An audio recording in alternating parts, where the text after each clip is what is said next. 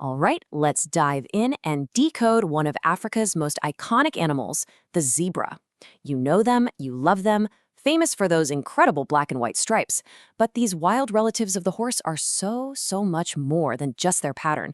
Today, we're going to look right past the stripes to really understand what makes these creatures so special. So let's just get right to it. The question that's on everyone's mind. Why the stripes? It's their most defining feature. But the reason for them? Well, that's one of nature's biggest puzzles. And the answer isn't as simple as black and white. Okay, so science has a couple of main theories here, and the debate is still on. First, there's the idea of confusing predators. I mean, just imagine you're a lion trying to single out one zebra from a huge, moving, shimmering herd of stripes. It's a visual mess. That's called dazzle camouflage. The other big idea is all about staying cool.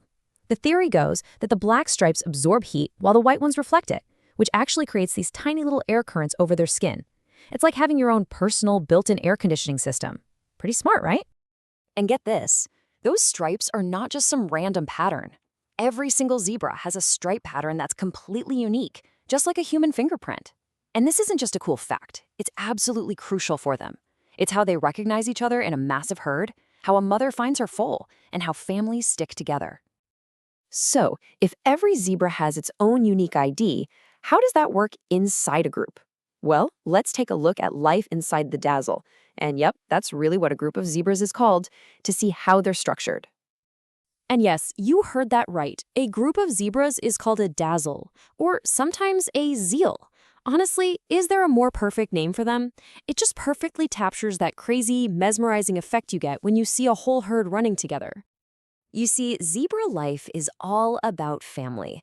They live in these really tight-knit family units, kind of like a harem, with one male stallion who's super protective of his females and their kids. These little families then band together to form those giant herds.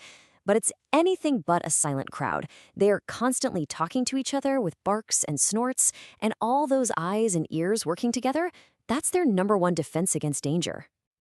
And they need that constant watchfulness, because life out on the savannah is a non-stop battle for survival. There are threats coming from every direction. They're really fighting a war on two fronts. On one side, you have the ancient predators they've evolved with for millennia. Lions, hyenas, crocodiles, they know that game. But then there's the other front, the human one. We're talking habitat loss, poaching, and having to compete for grass with farm animals.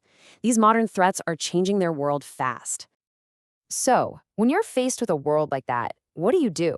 What does a zebra have in its toolbox to fight back and just make it to the next day?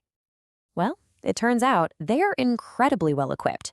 They've got a whole set of secret weapons, these powerful adaptations that give them a real fighting chance. Weapon number one is just pure explosive speed. A zebra can hit 40 miles per hour in a burst. Now, they're not built for long-distance running, but that incredible sprint is very often the thing that separates life from death when a lion is on your tail. But they're not just runners. They are fierce fighters. If a zebra gets cornered, its last resort is a kick from its powerful back legs. And listen to this. That kick has enough force to break a lion's jaw or even kill it. You can bet that predators learn to respect that power real quick. And beyond just speed and power, they have this amazing sensory toolkit. Their eyes are on the sides of their head, which gives them fantastic peripheral vision. Their ears can swivel around like little radar dishes to pick up the faintest sounds. And their teeth, they're incredible. They never stop growing, which is a must-have for an animal that spends its entire life grinding down tough, gritty grasses. So all these tools aren't just for the zebra's own good. Their very presence is absolutely vital for the health of their entire environment. They're what we call a keystone species, which means the whole ecosystem of the plains kind of depends on them. Think of them as the gardeners of the savanna. All their grazing keeps the tough grasses in check, which lets other, more delicate plants grow. As they migrate, they spread seeds and fertilizer all over the landscape. And of course, they are a critical part of the food chain for big predators. If you were to take the zebras out of the equation, the whole system would start to fall apart. So, how are they doing? Right now, the estimated population of plain zebras is sitting around 750,000. Now, that might sound like a pretty healthy number, but it doesn't really tell the whole story. The trend is what's worrying. Officially, their status is listed as least concern, but that can be really misleading.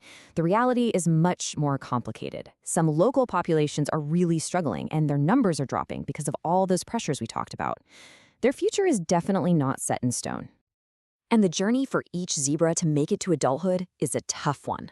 A foal can stand up and run within just hours of being born. It has to, just to keep up with the herd. As you can see, that first year is spent glued to its mother's side. Then the next few years are basically school, learning all the social rules and how to survive. Only after making it through all that does it finally get the chance to have a family of its own. And this brings us to one of the most interesting things about zebras. Even though they're so closely related to horses, humans have never, ever been able to domesticate them. People have tried for generations, but it always fails. Why? Because that wild instinct, that super fast fight-or-flight response, is just too hardwired into them. They are and have always been stubbornly wild. So the zebra is clearly more than just a horse with stripes. It's a complex, social, incredibly resilient survivor that holds its entire ecosystem together. And that kind of leaves us with a final thought, doesn't it? What does this untamable spirit, this wildness that's allowed it to thrive for so long, really tell us about the true nature of the wild itself? Hit subscribe, like, share, and turn on the notification.